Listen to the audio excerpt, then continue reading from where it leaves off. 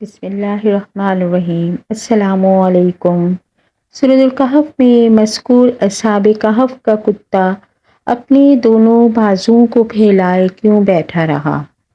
अल्मानिया German का एक physician doctor का बयान है कि मैं किसी सफ़र में एक बार एयरपोर्ट पर था कि अचानक एक नौजवान ने कुरान का मुतरजम नुस्खा मुझे गिफ्ट किया।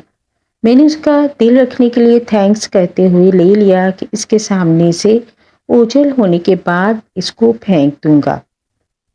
थोड़ी देर के बाद वो मेरी नज़रों से गायब हो गया। मेरी भी फ्लाइट का वक्त हो चला और मैं जहाज में बैठ गया। सफ़र तवील था। उकताहट की वजह इधर उधर पलटी ली तो जेब में कुछ वजन सा महसूस हुआ। निकाला तो वही कुरान का नुस्खा था जिसे मैं भूल गया। खैर, दिल में आया देखूं तो सही क्या है इसमें। मैंने खोला तो मेरे सामने सूरतुल कहफ खुली और मैं धीरे धीरे वर्क गर्दानी करने लगा। अचानक मैं दो ऐसी आयतों से गुजरा जिन्होंने मुझे ठहरने और गौर करने पर मजबूर कर दिया। वो दोनों आयतें ये थीं। तर्जुमा: आप देखेंगे कि आफताब बवक्त तुलू उनके गार से दाएं जानिब को झुक जाता है और बवक्त गुरूब उनके बाएं जानिब कतरा जाता है और वो उस गार की कुशादा जगह में है। दूसरी आयत ये है तर्जुमा: और आप ख्याल करते हैं कि वो बेदार है हालांकि वे सोए हुए थे। खुद हम ही उन्हें दाएं बाएं करवटें दिलाया करते थे। इनका कितना भी चौखट पर अपने हाथ फैलाए हुए था। सूरह कहफ आयत नंबर 17-18। डॉक्टर कहता है कि इनका सोना करवटें लेना समझ में आता है कि इसलिए ज़रूरी है ताकि इनके जिस्म एक ही करवट में रहेंगे तो ख़राब होने और जिस्म को मिट्टी के खा जाने का खतरा है। डॉक्टर को इससे भी कोई हैरत नहीं जिसमें है कि तर्जुमा: आप देखेंगे कि आफताब वक्त तुलू उनके गार से दाएं जानिब को झुक जाता है और बवक्त गुरूब उनके बाएं जानिब कतरा जाता है और वो उस गार की कुशादा जगह में है क्योंकि सूरज गार में रोजाना दाखिल होता है मगर डायरेक्ट इनके जिस्म पर रोशनी नहीं पड़ती। डॉक्टर का कहना है कि इल्म तिब में ये बात है कि जिस्म पर बिस्तर के निशानात ना पड़ें। ज़रूरी है कि कमरा हवादार हो, सूरज की रोशनी इसमें आती जाती रहे लेकिन सीधी जिस्म पर ना पड़े।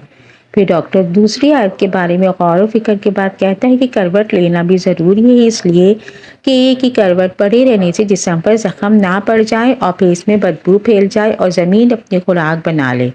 डॉक्टर कहता है अब तक मुझे जिस चीज़ ने सबसे ज़्यादा हैरत ज़दा किया वो इन सब का कुत्ता है जिसके बारे में है कि उसने करवट नहीं ली बल्कि वैसे ही अपने दोनों बाजू फैलाए एक ही हालत में तकरीबन 309 बरस बैठा रहा और उसके जिस्म को कुछ नहीं हुआ, ना जख्म लगे ना ही उसमें बदबू पैदा हुई। इस आयत ने इसे तहकीक करने पर मजबूर कर दिया। इस पर उसे रिसर्च करने लगा।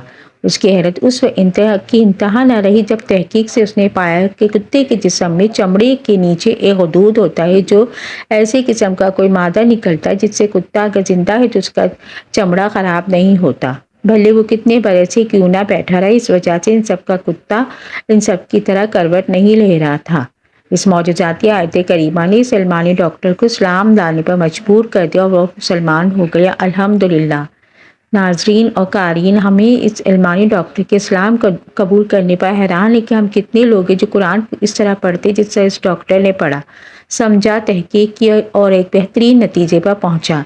हमने सूरतुल कहफ सैकड़ों बार पढ़ी होगी बल्कि हर जुमे को पढ़ते हैं, लेकिन क्या हमने कभी इस तरह गौर किया कि इन सब के करवट लेने का सबब क्या था? और कुत्ता एक हाल में बैठा रहा, उसने करवट नहीं ली तो क्यों? इसका सबब क्या था? इसीलिए अल्लाह ने हमें तदब्बुर और गौर व फिक्र करने का हुक्म दिया है। कहा जाता है कि अस्हाबे कहफ का कुत्ता अपनी वफादारी के सबब जन्नत में जाएगा जबकि कुत्ता नजसुल ऐन है और जन्नत पाकीज़ा मकाम है जो अल्लाह के मुक़र्रबीन के लिए मखसूस है। इसमें हराम और नजिस जानवरों का दाखिला किस तरह मुमकिन है? अस्हाबे कहफ के कुत्ते का कोई जिक्र मौजूद है? अगर कुरान में आखिर कुत्ते ने अस्हाबे कहफ के साथ कौन सी वफादारी निभाई कि जिस बिना पर उस कुत्ते पर जन्नत वाजिब हुई? आइए सबसे पहले तो बात करते हैं कि कुत्ते को नजसुल ऐन क्यों कहा जाता है। इसकी 3 वजह है जिसकी बिना पर कुत्ता हराम है। पहली तो ये कि कुत्ता सारी रात जागता है और दूसरी वजह है कि कुत्ता अपने हमजन्स को देखकर हमेशा नफरत का इजहार करता है, भौंकता है। तीसरी वजह यह है कि कुत्ता अपना खाना खाकर बाकी बचे हुए खाने के ऊपर मिट्टी डाल देता है ताकि वो किसी के भी काम ना आए। ये तो हो गई कुत्ते की नजाकत की बातें। अब आपके सवाल का जवाब देने से पहले कुत्ते پر جنت کیوں واجب ہوئی؟ پہلے آپ کو مختصر اصحاب کہف کا واقعہ بیان کرتے ہیں، جس سے معلوم ہو سکے گا کہ کیسے ایک کتے نے ان سے وفاداری کی۔ دقیانوس ایک ظالم و جابر بادشاہ تھا جو کہ آج سے 2000 سال پہلے روم کا بادشاہ تھا۔ افسوس شہر اس کا دارالحکومت تھا۔ پورے شہر میں جو کوئی بھی بتوں کی پوجا سے انکار کرتا، بادشاہ دقیانوس اس کو قتل کروا دیتا تھا۔ اور کچھ نوجوانوں نے دیکھا کہ ایک ایمان والے شخص کو جب دقیانوس نے قتل کروا دیا تو اس فرشتے کی روح کو لینے کے لیے آسمان سے بارات کی طرح آئے۔ یہ روح پرور منظر دیکھ کر نوجوانوں کا ایمان بھی جاگ اٹھا۔ انہوں نے بتوں کی پوجا سے انکار کر دیا اور کھلے عام اللہ پاک کی عبادت کرنے لگے۔ حضرت علی کرم اللہ وجہ سے روایت ہے کہ انہوں نے ان افراد کی تعداد 6 بتائی، جن کے نام یملیخہ، مسلمینہ، مسلینیہ، مرنوش، برنوش اور شازنوش، جبکہ 7واں ان کا ساتھ چرواہا تھا جو کہ ان کو راستے میں ملا۔ 8واں ان کے ساتھ ایک کتا تھا جس کا نام قطمیر بتایا گیا۔ اب ہوا کہ ان 6 ایمان والوں کو بادشاہ دقیانوس نے 3 دن کی مہلت دی کہ بتوں کی پوجا شروع کر دے ورنہ انہیں قتل کر دیا جائے گا۔ تیسرے دن یہ 6 نوجوان کچھ سامان کے ساتھ ہجرت کر گئے۔ شہر کی سرحد پر انہیں ایک چرواہا ملا۔ جب انہوں نے چرواہے کو اپنے ایمان کا واقعہ سنایا تو اس کا ایمان بھی جاگ اٹھا اور وہ بھی ان کے ساتھ چلا اور اپنی بکریوں کو آزاد کر دیا، جبکہ اس کے پاس ایک کتا بھی تھا جس کو وہ لوگ اپنے ساتھ لے گئے۔ شہر افسوس سے تقریباً 6 میل دور ایک غار میں انہوں نے پناہ لی۔ بادشاہ دقیانوس کو جب اس بات کا علم ہوا تو اپنی فوج کو لے کر ان کی تلاش کے لیے نکل پڑا۔ جب بادشاہ اپنی فوج کے ساتھ اس غار کے منہ پر پہنچا جس پر اصحاب کہف نے پناہ لے رکھی تھی تو بادشاہ نے دیکھا کہ ایک شکاری کتا اپنے اگلے دونوں پاؤں پھیلا کر غار کے دروازے پر بیٹھا ہے۔ فوج جب غار میں جانے لگی تو بادشاہ نے کہا کہ غار میں جانے کی ضرورت نہیں ہے، کیونکہ اگر یہاں کوئی انسان ہوتا تو یہ کتا ضرور بھونک رہا ہوتا اور پھر ان کو کھا جاتا۔ کتا بادشاہ اور فوج کو دیکھ کر بھی اس طرح سکون سے بیٹھا رہا۔ اس طرح بادشاہ واپس لوٹ گیا۔ اللہ پاک سورہ کہف آیت نمبر 22 میں فرماتا ہے، اور ان کا کتا غار کے دہانے کے اندر اپنے دونوں اگلے ہاتھ پھیلائے پڑا ہے۔ ایک روایت میں ہے کہ اصحاب کہف اس غار میں 309 سال تک سوئے رہے۔ اور جب ایک نیک دل بادشاہ روس کی حکومت آئی تو اس کے زمانے میں لوگ یہ قیاس کرنے لگے کہ ایک دفعہ جو مر جائے دوبارہ زندہ نہیں ہوتا۔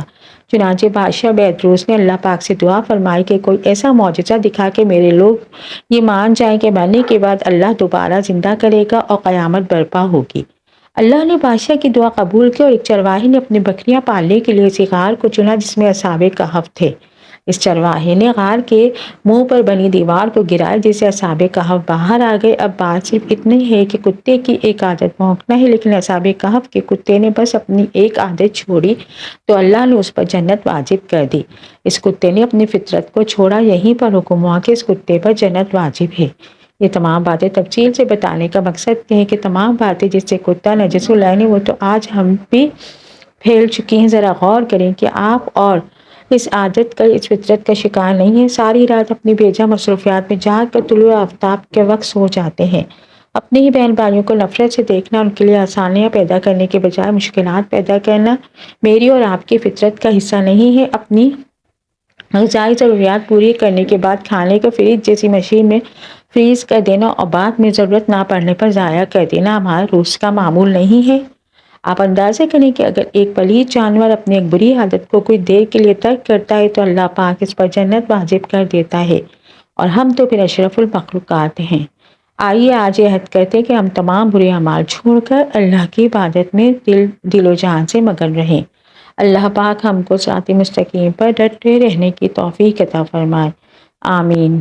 اگر میری ویڈیو پسند آئی ہو تو اس کو لائک، شیئر، سبسکرائب کیجیے۔ جزاک اللہ۔